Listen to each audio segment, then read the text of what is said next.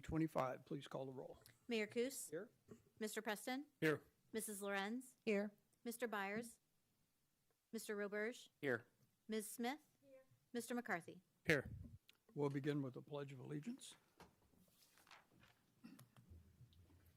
Pledge allegiance to the flag of the United States of America and to the republic for which it stands, one nation, under God, indivisible, with liberty and justice for all. We have no public commenters prior to the meeting. We do have 3 commenters at the end of the meeting. We move to omnibus agenda items that will be considered with a single vote unless a council member would like to pull an item for discussion. Motion for approval, please. So moved. Items considered under omnibus tonight are approval of the minutes of the regular council meeting of November 3rd, 2025. A report to receive and file town of Normal expenditures for payment as of November 12th, 2025. A motion to approve the year 2026 town meeting calendar. A resolution authorizing the execution of an intergovernmental agreement for the police shooting range facility, and that's with the city of Bloomington. A resolution requesting permission to close a portion of U.S. Highway 51 for the annual J.C.'s Holiday Parade. And a resolution to rescind carbon dioxide bids to Lind and accept carbon dioxide bids from Air Products from November 2025 through October 2026. Please call the roll. Mr. Preston? Aye. Mrs. Lorenz? Aye. Mr. Roberge? Aye. Ms. Smith? Aye. Mr. McCarthy? Aye. Mayor Kus? Aye. Those items are approved. We have one item on general orders, a big one tonight. That's the motion to authorize the preparation of the 2025 property tax levy ordinance. Move approval. Second. Yes, thank you, Mayor and Council. This is the time of year when we come to Council and ask you to direct us to prepare the levy, which is what your action tonight will do, and we will come back to you then in 1 month and ask you to formally approve the levy in order for us to get it on file with McLean County per the required timelines. The levy this evening does recognize growth in EAV, of course, which is significant in the residential, commercial, and manufacturing sector. But overall, we are seeking an increase in the dollar amount equivalent to 4.78% more than last year's levy.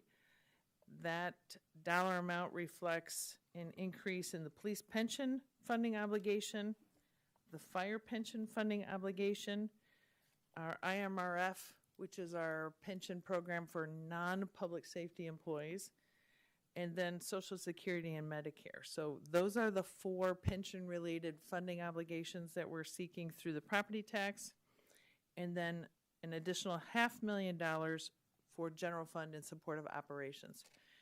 I do want to point out that the police and fire pension amount, the nearly $5 million for police and $4 million for fire, helps us continue our pathway towards 100% funding by 2040.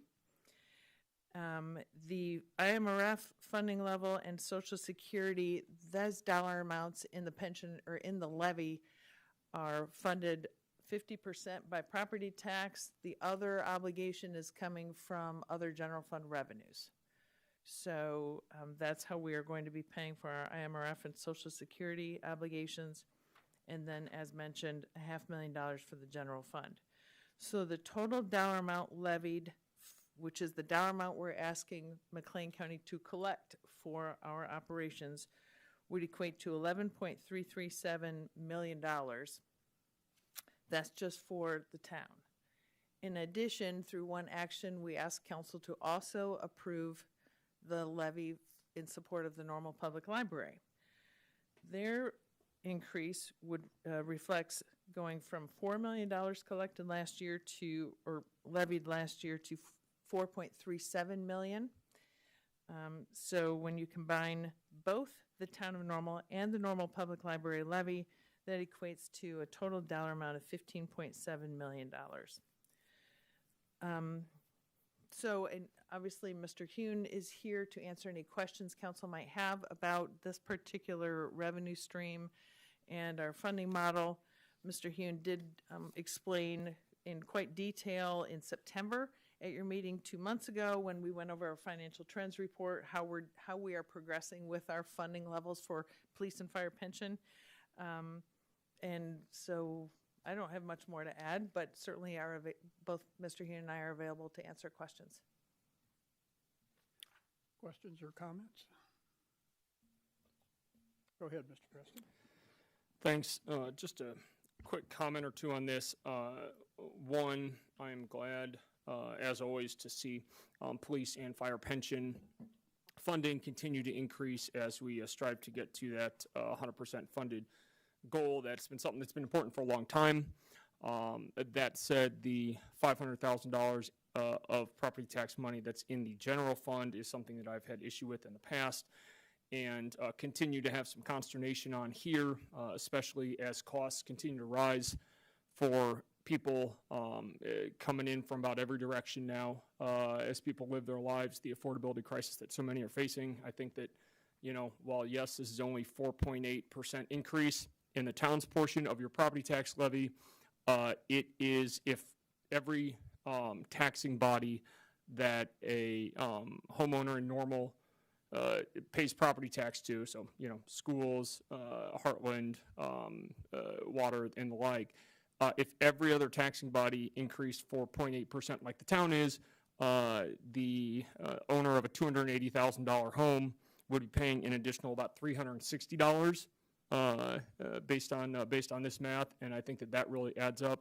And it's at a time when people don't need more increased taxes and fees, so I will not be supporting it tonight.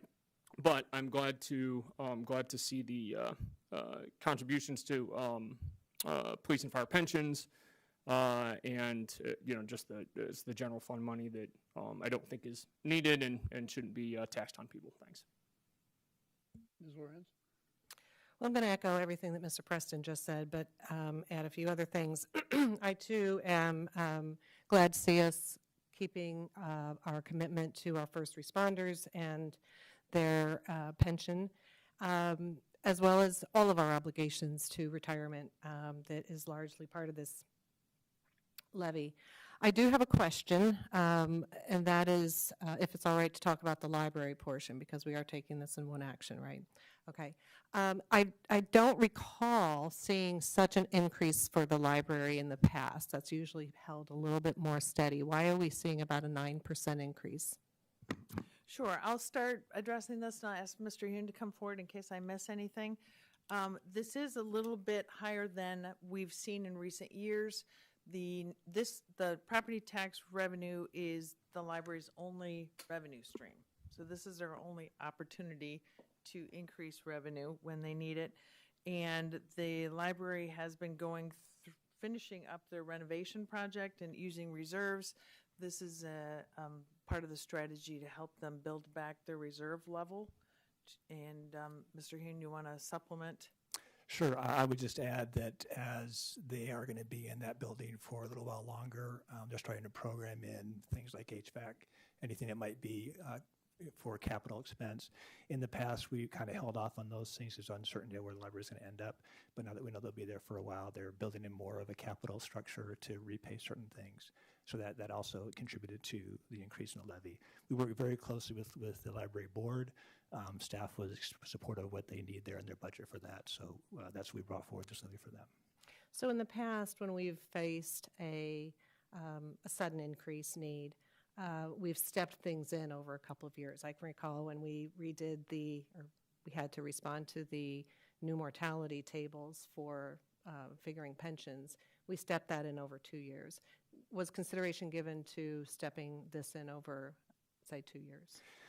I would actually categorize this increase as a step in talking with John Fisher and the board. They see significant more need in the 5 and 10 year growth to manage capital there. So they were aware of it would be a sizable ask in the levy to replace some of the reserves they've taken down as a result of mitigating the renovation over there. But we felt it was fairly reasonable in terms of what they wanted to do going forward. So we may see a similar increase next year? We don't have that quite a high an increase program for next year in the budget. Okay. Yeah. Well, all right, thank you for that background. I also have issue with, as I have in the past, the $500,000 amount that is put in for general fund that's not particularly programmed for anything. I've thought about this, the definition of insanity is doing the same thing over and over, right? So I feel like I'm bringing this up again and I'll probably get the same response. So I'm going to try to look at it from a different angle. Could we entertain or could we even discuss what you have in mind for that $500,000? Is it to maybe buy a new ladder truck? I don't know, is there something in particular that we could program it for that, maybe something in the water department or, a number of key capital projects that, maybe something for the library that we could know that this money is not just, an undefined line item, because property taxes are closely watched for good reason. They are a huge liability for homeowners. There's lots of news in the headlines now about the new average age of a first-time homeowner has reached 40, and we're not making it any easier by rather I don't want to say cavalier, but thinking like, oh, it's only another $45 or $50. It adds up, to Mr. Preston's point. And I think we are heavily taxed. We've taken action here lately as a community to tax other aspects. Just at the last meeting, in fact, we've got new taxes coming on board. So we've really got to think about how we can dial back our burden that we are placing on the residents and particularly homeowners in this community. So, if we could have a reason and a specific reason that we plan to program this $500,000 for, I would be happy to hear that. Sure. Well, I'll be happy to respond. We have not generally allocated the general fund revenue stream, this 500,000, and a number of years ago it was actually 1.6 million that we were collecting. We have not allocated that or earmarked that to a specific expense. One possibility would be, as I mentioned earlier, the funding of the Illinois Municipal Retirement Fund really is $1.8 million obligation. We're taking half of that, or maybe a little bit more than 1.8 million. We're taking half of that obligation and funding it through property tax. What we could do, if council's more comfortable with this property tax levy, we could easily move that $500,000 down to IMRF and put it all towards pensions and retirement obligations and save the general fund from picking up the difference. Now, it wouldn't cover everything, but we could do that if council's more comfortable with that approach. Alternatively, there are services we provide that don't break even. This dollar amount helps offset the subsidy, the current subsidy for all of our curbside collection in Public Works. That's a general fund supported expense, the Public Works Streets Division and Waste Removal Division. We have, our last fee increase was 4 or 5 years ago. That does not break even. I think it currently is subsidized by about $1 million a year Correct. by all sorts of general fund revenues, this being part of that potentially. This goes into the general fund and helps support services such as our curbside collections. So if council wants to spend time earmarking that $500,000, that would require some different conversations, but those are two options. One is continue to put it in the general fund and have it support our operations like our curbside collection, or move it into IMRF. I'm surprised. I'll pause there and let others respond, but I'm surprised you're not doing that. That to me would seem more predictable and more transparent in terms of what we're doing with property tax. So that's all I'll have for now. Ms. Smith? A couple of follow-up questions. When the library did renovate, did they have to borrow any money to complete the renovation that they had that incorporated the asbestos abatement? No, they were able to fund all that from their cash available.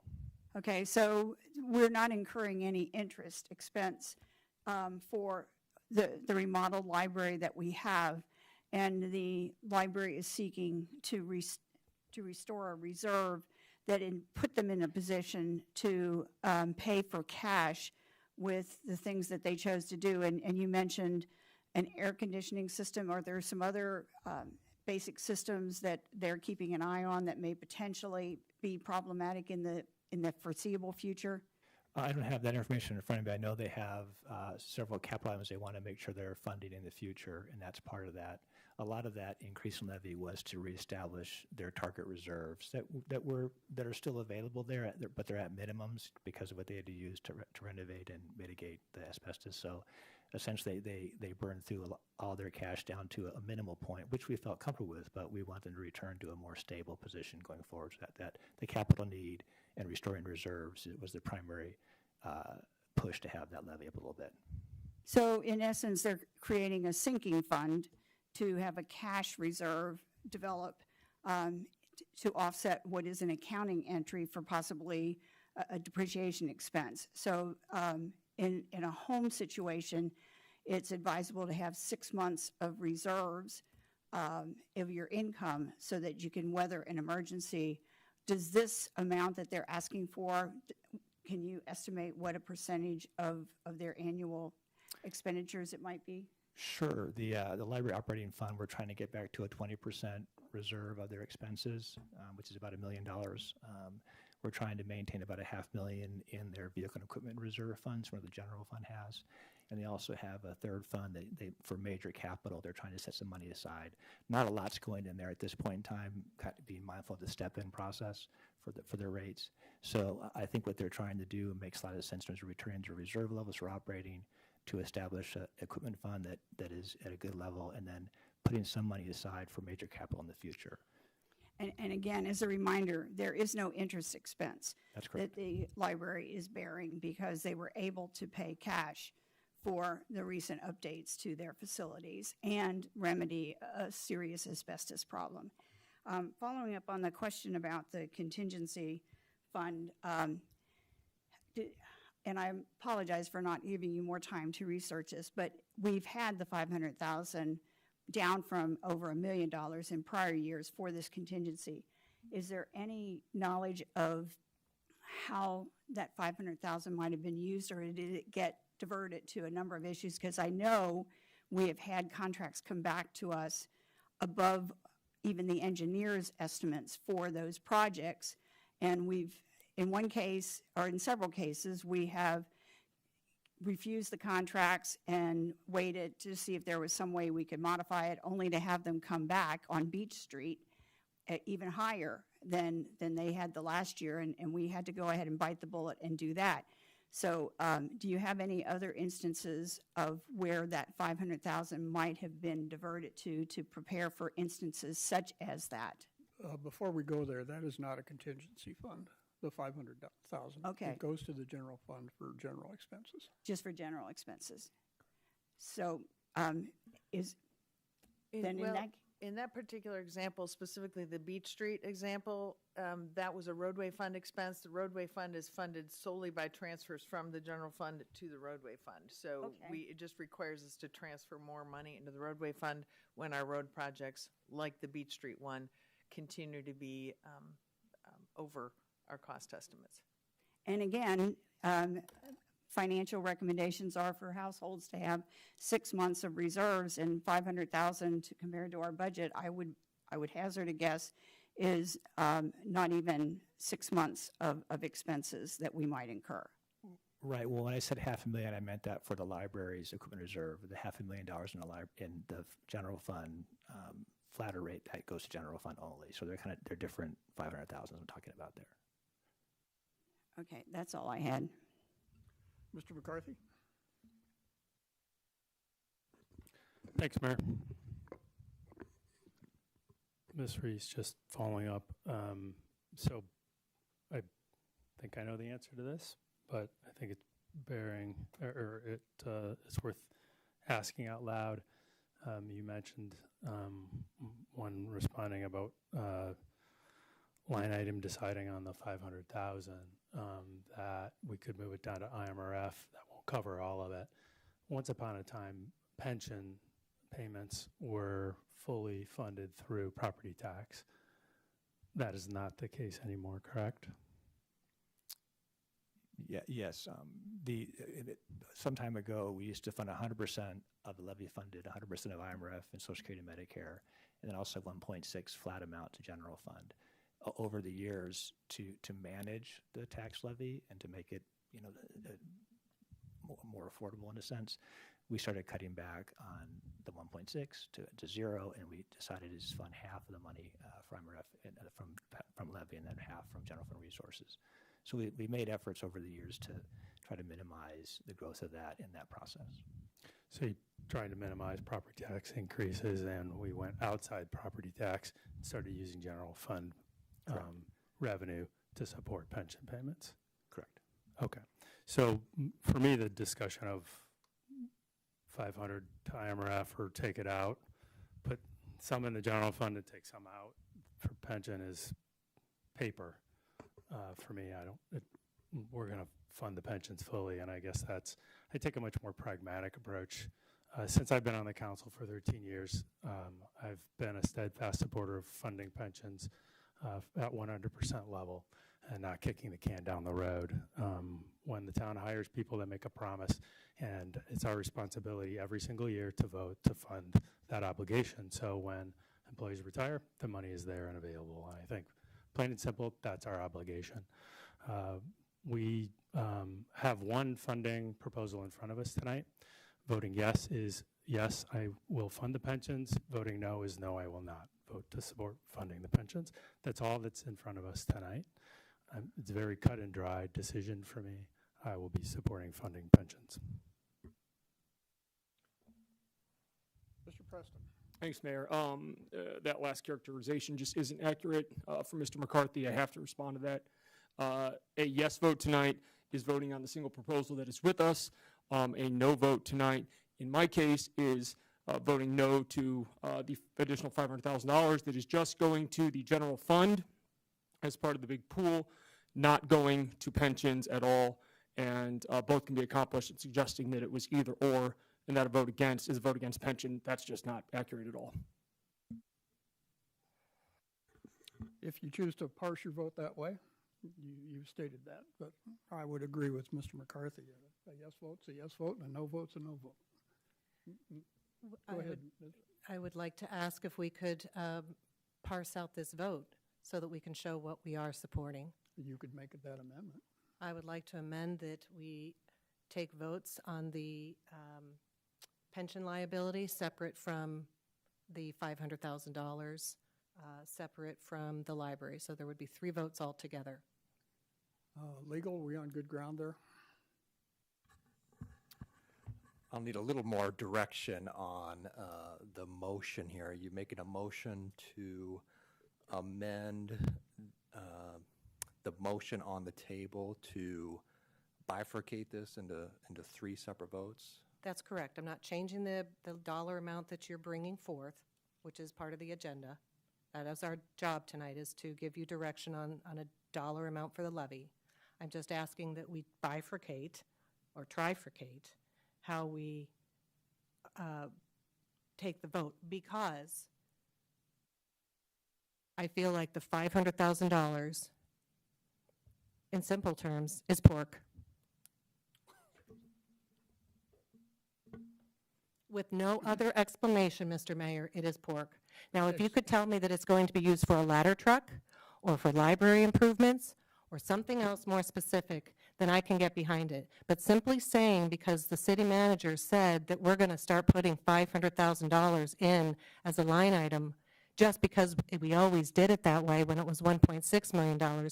I've been here for about 10 years, and remember, we did have to zero out the $1.6 million, and that wasn't easy to watch. But we were going to stand steadfast for our pension liability, and particularly during those tough years when we had to adjust for the mortality tables and some other interest rate assumptions. Those were tough years, and we had to zero out the 1.6 million, and we did it. And we stayed that way for a number of years until about 3 years ago, when suddenly it was introduced back. This time, not at 1.6 million, but at 500,000. But the principle is the same. Why do we need to throw this back in for no apparent reason than other just what could be interpreted as pork or a slush fund or something? Give me a reason why we are levying this additional $500,000, and I am there. I am on board. I think, Mrs. Reese, before you step in there, I would call on you to identify the pork project. Because I don't know if this No, is, I ask you to identify the pork project that you have just called out. I would say that the issue that we'll be taking up here in the new business for a jungle gym for adults is about half of that amount. So the jungle gym is a pork project? To me, it is. Okay. Ms. Reese? Hold on, Kevin. No, I was just going to clarify, and because you've stated it twice, and just for the audience clarification, I don't want there to be any confusion. We're talking about the 500,000 is for the general fund. The library is separate. So twice, I just want to clarify for people's awareness, twice you've offered a suggestion as a possible earmark to spend this money on the library, and that's not how it works. This is, I just want to eliminate I confusion. understand. I'm crossing accounts. I probably also made the same mistake when I suggested that 500,000 could be used on a water project because that's part of the enterprise fund. Right. I get it. But my point is we need to show the taxpayers an accountability and a level of transparency on what we are levying the funds for property tax. Property tax is already burdensome. If we could say that it is for not additional, but funding of our obligation for IMRF through more property tax than it is general fund, I'm there. I'm totally there. And council can have that opportunity. I just made that suggestion, and council can choose to do that.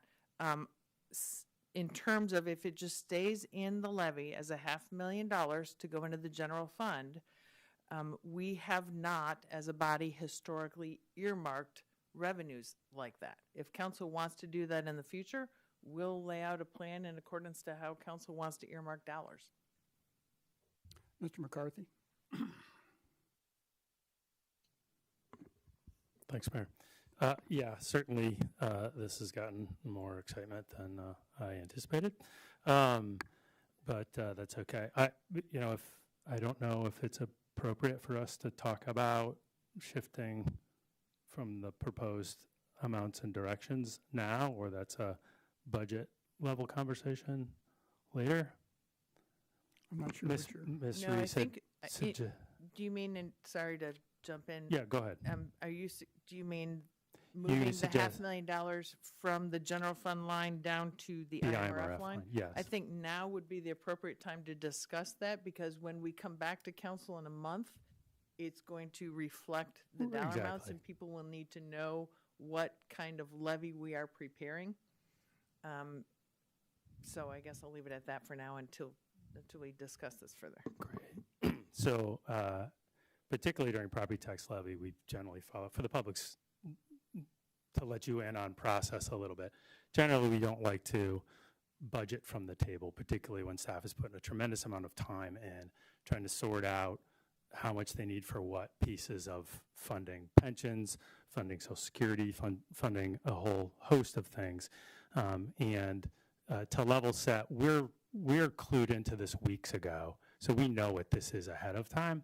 So it gives us the opportunity to ask questions and have discussions and the like. So we generally try not to budget from the table, so the staff isn't guessing in front of the public and they have an opportunity to respond. Having said all of that,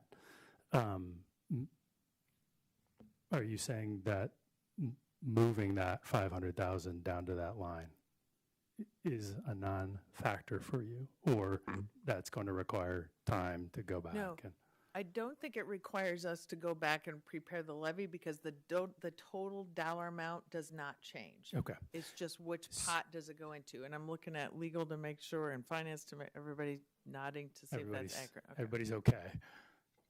I realize we're changing at the table, which is a practice we don't embrace.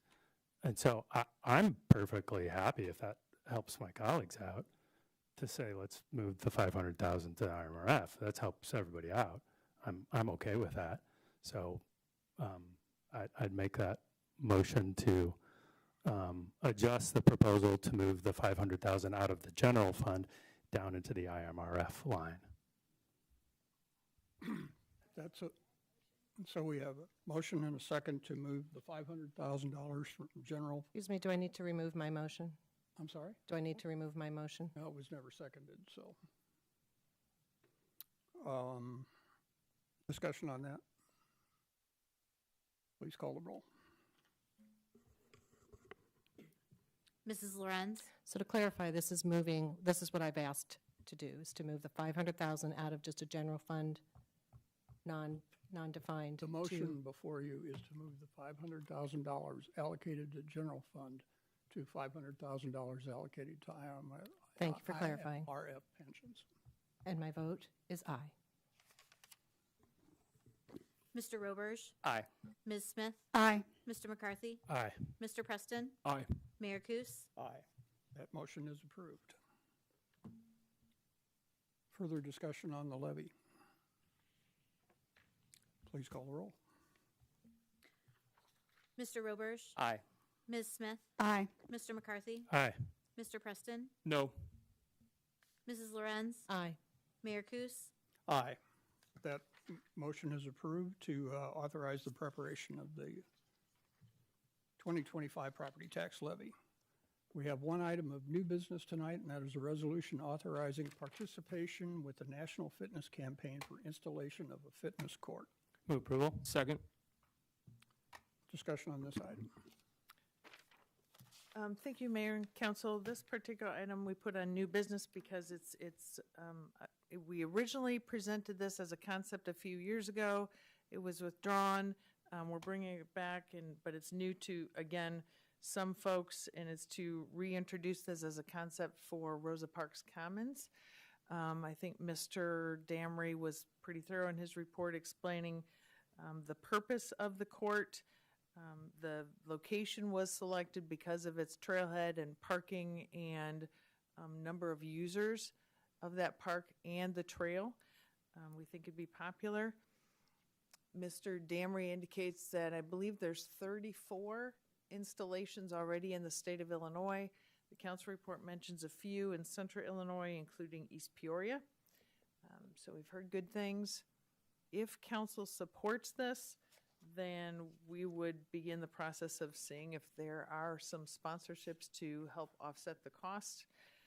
Before actually moving forward with this, though, we were waiting to see if we're successful in getting the state grant, the OSLAD grant program, and see how that fits in, and then we would be coming back to council for formal approval in the future. Mr. Damry's here if council has any specific questions. Discussion on this item. Ms. Smith?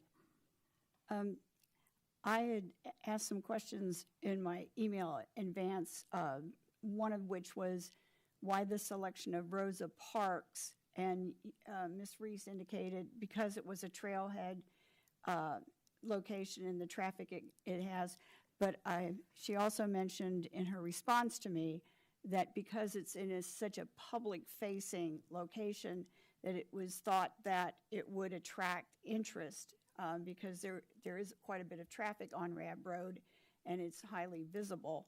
I also confirmed that it is ADA accessible, so it's usable by any patrons that may wish to take advantage of that. And in the supporting documents, there was mention made of classes offered there, and as I understand it, park staff may actually include some classes in their periodic brochures of offerings for recreational programs. Is that the intention? Mr. Damry? That was a nod, yes. But beyond that, there was also the possibility that private instructors might be encouraged to use it. Would they be charged then to rent the space the way we charge for shelters? That's beyond me. I'm going to have to ask Mr. Damry to come forward.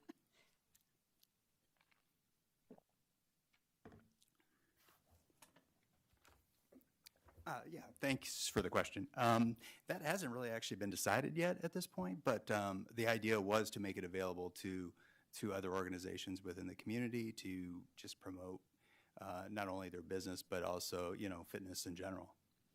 And in talking about its use, I just had a brain fart and it just went completely out of my head. And I don't want to continue talking, hoping it comes back. So maybe I'll just pass at this point and pass it to someone else because I do get a second bite at the apple. Ms. Lorenz? I know you probably can't wait for me to talk. Okay, so I do have a couple of questions, and with all due respect, I appreciate you bringing forth an innovative and creative idea. Obviously, I made my opinions about it known a few moments ago. I don't see this as mission critical. I see points of what you're trying to accomplish as being something we already do, insofar as some of our classes, as well as the amenity of the trail itself. Walking over and over, I read, because I'm probably of that age, that walking is some of the best things that we can do for our bodies. And so we have the trail, and that's a wonderful amenity. Let's continue to improve it. So, but my questions are, very practically speaking, what is the maintenance for this, and what is the liability? Because very possibly people could get hurt on this. And what do we plan, you know, how are we thinking about this going forwards in years 1, 2, 3, and whatever the life cycle of this piece of equipment is? And maybe you can answer that question too. Yeah, the court is designed with very little mechanical, actually really almost no mechanical. It's a lot of plyometric type stuff, body weight stuff. So it's very adjustable to the skill level of the individual. So it doesn't have a lot of mechanics to it and very long lasting through all types of weather. The sport court as well lasts forever, really for the most part, probably 10, 15 years, which would for surface is a long time. So from a liability standpoint, I mean, you can only do what you're going to do. Again, body weight type stuff. It's not like you have a heavy weight doing bench presses that's going to come down and crush your chest or something to that effect. It's all like doing push-ups and adjusting your feet up levels so that you're doing the weight that you can do and not any more than that. And if you do get beyond your level, you're just not going to be able to do it. You're not going to fall or have any equipment that potentially could injure you. So, I mean, outside of, muscle things, which is going to happen at any time of a fitness center, which is kind of an inherent risk, I would say that there's not a lot of injury liability here. But of course, I'm not an attorney either. So, yeah, and I would jump in terms of, Parks and Rec programming, playground space, aquatic centers, baseball fields, all of the activities we provide. I can't imagine that this presents any greater liability, and I'll defer to Mr. Cursagrosa, but generally our liability is focused on, when we're negligent in terms of maintenance and things like that, which is generally pretty rare on our park assets. Mr. Cursagrosa? Yeah, I'll just say it a third way, I think, which is that this fitness court wouldn't introduce any additional liability beyond what our parks and other amenities might already contain. I might have missed it, but did you answer what you're going to program for maintenance each year? There's going to be very little necessary, especially in the first several years. It's a lot of steel, brackets, platforms, bars. So there won't be much programmed for that budgetarily to need to address that outside of inspection on a regular basis. So you don't have a figure? I don't a expect to recommended have figure. much, if any. Just be something that you would incorporate with your existing park maintenance budget. Yes, it would be incorporated, similar to what we do with our playgrounds now, too. We inspect our playgrounds on a regular basis and repair any parts as So necessary. it is like a playground. Thank you. Ms. Smith, you remembered what you were going to ask. So I believe it was mentioned, part of the reason for looking at this is other communities have put these in place. Do you have any data on how much their facilities are used? The other facilities, no, I don't have any data on that. It was hard to kind of even, I went through the site to look at where these locations are. And there are 34 throughout the state, and 9 more in process. I know some of the directors at some of these areas that have installed these, and they've given me very good response on their after their installation and how they're being used, and that they love what they are. It's a great package to promote fitness and well-being and active living, and I think that's what is most attractive about this package versus other potential solutions that fit this. So in your contact with parks directors in other communities that have this, they were espousing the fact that it's being used, and so it's serving the objective of getting people physically active as an alternative to simply walking on the trail. And I understand a few years ago, part of the park budget went to convert tennis courts to pickleball courts because of changing taste. Was that a pretty substantial expense to do that? Yes, I mean, the tennis court needed to be replaced in the first place, but so there was some expense in resurfacing that would have been there anyway. But we did put up additional fencing, we put up additional nets and posts and that kind of thing. So yeah, there's probably an additional cost. I'm not sure exactly what the difference would have been from a tennis court to a pickleball court, but certainly there was a difference.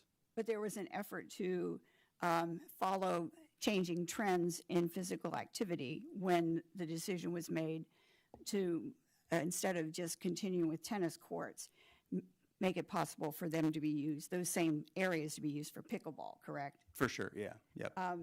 And on the grant funding, the hope is that there's be $60,000 available from a state grant. And I understand that that would not be something that we might hear about until next year, but neither would we be pursuing construction until next year, correct? Not necessarily. So the $60,000 grant is through the National Fitness Campaign, reducing our obligation financially from $285,000 to $225,000. The $225,000 number we did include as part of the grant project that we applied for through the state, through DNR, as an OSLEG grant project. So we would be, we're committing in the OSLEG grant $425,000 toward that grant to get $850,000. Oh, Or- so Yeah. is that? And that's for Rosa Parks as a whole. So Okay. that would include, playground installation, purchase and acquisition and installation, a shelter, restroom, trailhead enhancements, site enhancements, and the fitness court and studio as well. So this is being folded into that grant to update Rosa Parks in general? Correct. Okay. That's all I had. Thank you. Mr. Preston and then Mr. Roberge. Yep. And then Mr. McCarthy. I think this is a good project. I'm excited about it, and I just wanted to make sure that was noted. It'll be a unique offering for the community, something that we don't have currently, and I'm not surprised to hear from Mr. Damery that other municipalities who have these already installed are seeing a lot of usage and good response on them. I think it'll be cool. I think it's nice we have the $6,000 grant, as is highlighted in our council packet, and Ms. Smith mentioned a moment ago, as well as the possibility of more grant fundings if OSLOD comes together on the larger area over there at Rosa Parks. But I think it's a great offering, and I'm looking forward to this hopefully coming to fruition here. Mr. Roberts. Really excited about the project. It looks like something that'd be really worthwhile for Rosa Parks. Currently there, we have the trailhead, we have a shelter, a small shelter, a porta potty, and there's very limited fitness equipment and a playground. But there's a lot of green space. So my question is, with this proposal here that we're looking at, how much of that green space is going to be eaten up? Because I understand that right now it's used for like soccer fields during part of the year. So how much of that would be taken up by this project? Most of this development is on the north end of the park site. The park site itself is mostly a detention basin, so while we use it for soccer fields, it's not really very conducive and ideal for that. Yeah. But and it's wet during the spring a lot of times, but it would remain open just because we can't really do any kind of construction in that area. We would really do most of the impact where the playground is now, and it's really everything that's there now is over 20 years old, so we're really hoping to just give it the entire park a fresh new look, with obviously make it a better destination for the public. Thank you. Thank you. Mr. McCarthy. Thanks, Mayor. Just a couple of quick comments. I agree with my colleagues. I think it's a great community project. Fitness benefits, an asset to a park and adjacent to the trail where a lot of people use to get around. One of the things I like about this project is that it's public, encourages families to exercise and be active together, and it's fee-free. So it's available to all levels of socioeconomic status in our community, and at least during clement weather and warmer months, for those who value exercise and fitness, it won't cost them money for a health club or et cetera. Nothing against health clubs alike, but it is open and accessible and available to all levels of our community. I think that's a great thing. Mr. Damery, I think the last time we brought this forward, we had a potential entity interested in sponsoring this. I don't know that I could commit to that. I've got several in mind that. No, I mean, the last time we did it, didn't we have someone who was expressing an interest in doing that? My recollection, I won't say the name of the entity, but. I think we had some folks that we were pursuing, but I'm not sure if we got to an actual commitment. Right. Yeah, I was going to say, I always have a lot of names ticking around in my head that I would like to ask, so that's the plan. And we'll be pursuing sponsorship for this to yes. Manage the cost of it. Yep. Yeah. And much as possible. I'm very encouraged by the fact that it's so many communities throughout the United States, just not in the state of Illinois, that have found these to be very beneficial and well received by the general public. So to me, it's just a great project. Further on this? Please call the roll. Ms. Smith? Aye. Mr. McCarthy? Aye. Mr. Preston? Aye. Mrs. Lorenz? No.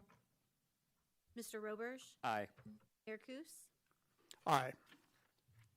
That item is approved. We're taking a motion for adjournment. We do have 3 public commenters who wish to speak tonight. Just to go over some basic rules on that, we'd ask you to state your name for the record as part of your comments, and to limit your comments to 3 minutes. Our first speaker is Laura Williamson.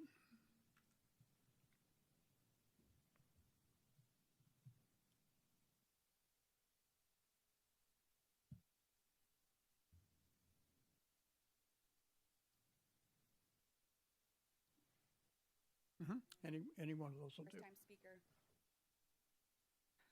Good evening, Town Council. My name is Laura Williamson. I am a mom, a teacher, and a resident here to express my concerns regarding our first responders in Normal. It is my understanding that the Normal firefighters have asked for more staffing and to keep Station 2 open in order to keep up with the demand of the increase in call volumes in Normal over the last several years. These men and women put their lives on the line every day in order to protect and serve our community. They are the ones with the boots on the ground. As a taxpayer, I expect that the people who are elected to manage our town's budget take this request of our firefighters seriously. I know all too well what it is like to be working a job and asking for more support and resources, only to be told no by people who are not working tirelessly day in and day out of the classroom. As such, I fully support the request of the Normal firefighters for the staffing and resources they need to do their jobs effectively. Our town's safety should be a top priority of this council. As an active member in my teachers union, I would like to remind the members of this council that union members in our community have each other's backs. Mayor Coos, you came and spoke to the members of UFIA during your re-election campaign. Why? Because you know that there's a large population of teachers in this community who cast votes during local elections, and you want us on your side.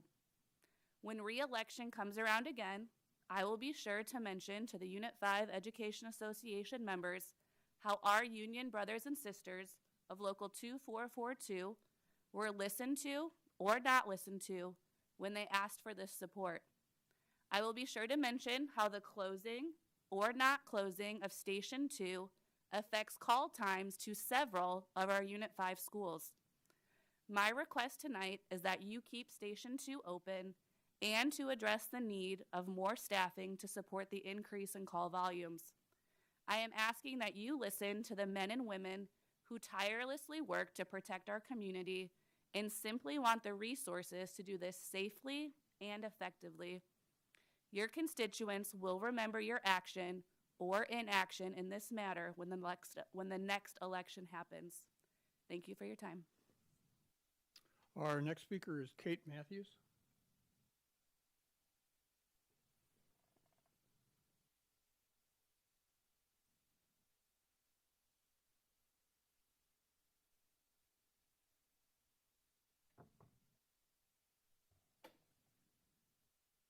Hi, my name is Katie Matthews, and I am the mother of two wonderful children named Harrison and Amelia. A year ago today, my daughter Amelia was at school at Grove Elementary when out of nowhere she had a seizure. I'm an educator at her school, so I was in the building. After the school nurse called 911, the principal came to my classroom to get me to be with her. I watched my daughter seize on the floor of her classroom, covered in her own urine for 9 minutes before help arrived. All 3 Normal fire stations were called out at the time my daughter started seizing, so Bloomington's fire department had to respond. The emergency medication that my daughter needed to stop seizing was not administered for over 12 minutes. We rode together by ambulance to OSF. She was then life-flighted to Peoria. My 6-year-old daughter did not open her eyes for the following 36 hours. The right side of her body was completely paralyzed. My daughter now has a neurologist. She is on a daily medication for epilepsy. Her most recent MRI has shown that part of her brain is formed differently than it's supposed to be formed. Her neurologist has told her father and myself that chances are she will seize again. My 7-year-old daughter has an emergency action plan for her day-to-day activities. If she has a seizure, she has an emergency protocol that we must follow. Part of that plan is to call 911. I need first responders to have the capability to respond under 5 minutes. Having 3 operable firehouses in Normal was not enough the first time she seized. When she has her next seizure, whether she's at school, at Kroger on College, or eating ice cream at Dairy Queen, I need first responders there. Having emergency care in our town is a necessity, not a luxury. I stand here tonight to represent the parents of children with serious medical conditions. I stand here to ask you to please properly fund and staff 4 working firehouses in Normal. My daughter's life depends on it. Thank you. And our last speaker is Cindy Alcazar.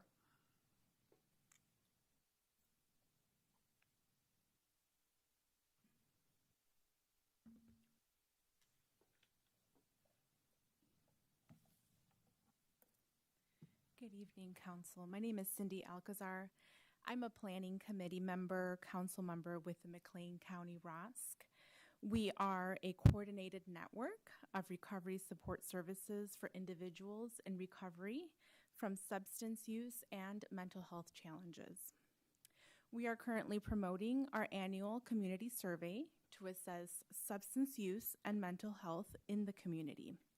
We ask that you take our survey and that you also share with your personal and professional networks to help us address recovery-related issues in order to build a recovery-ready McLean County. Thank you.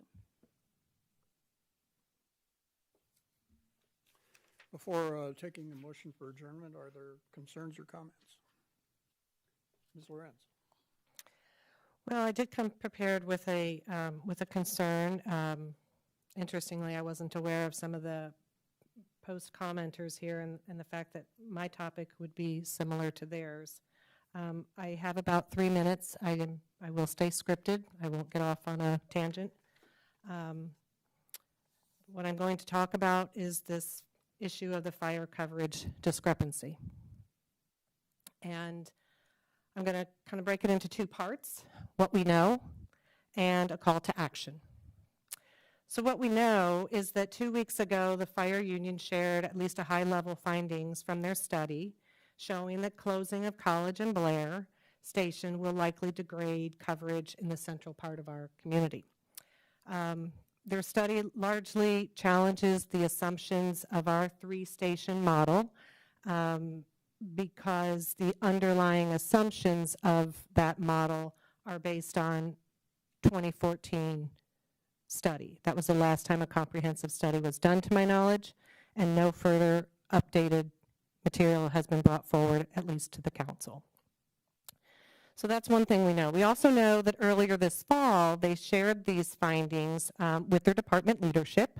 They ran it up the chain of command. They also reached out to a majority of us council members. I think they met with 4 or 5 of us to share the findings of their study. I believe invitations were offered to the mayor and city manager, but I have heard at least they were not accepted, which may be lead then to the next point in terms of a communication gap. What we know is that we've got 2 different narratives that are emerging. The fire union's data showing, among other things, a 9.8 going in the wrong direction of incident coverage, with the 9.8%, I should say, with the greatest impact in those areas right in and around College and Blair, which incidentally are areas, as you look at their study, with aging homes, with aging residents. If you click on some of the detail, it shows actually a greater population of the disabled and impoverished of our community, all of which are predictors of where incidents can happen. That's an important note. So you've got that juxtaposed against the town's message that, and I'll quote this from an email I saw from Ms. Reese, quote, "The closure of Station 2 does not risk effective response or life-saving measures in the central part of town," unquote. I've heard, maybe you all have heard, colleagues, that residents are confused. And frankly, so am I. And I'm here to say we can't get this wrong. We can't be confused on fire. There's no margin for error on any first response, let alone fire. And typically, we pride ourselves on our support of our first responders and our core services. We've invested in top-tier technology for the police department not too many meetings ago. we consistently, as we just did tonight, safeguard the pensions for our police and fire. So it's interesting, on the same night that we are in fact raising property taxes, residents, as we've just heard, do expect the basic services of less than 5 minutes to a rescue, among other things. So here's my call to action, okay? So I'm not just going to come bring a problem, I'm going to bring a solution. That we hold a dedicated work session before year end. I know that seems urgent, but this is urgent. And we reconcile the two narratives. We put both data sets on the table and determine what's actually happening. You know, is everything fine? Or is the house burning down, to use a fire metaphor? Or is maybe just a little smoke coming from the top somewhere? And it doesn't have to be an either or. This could be both things are true. And we need to know that too. Put both data sets on the table. I'm going to finish with an emotional plea and then a plea about leadership. On the emotional plea, I can't say and replicate what the two women who just spoke on this did so beautifully, but here's my attempt. Many of them are here today. These are the men who run toward the burning building, and we ask them to do that on the daily. These are the people that race to our rescue when we're having the worst day of our life. And I'm glad you think it's funny, Mr. Day.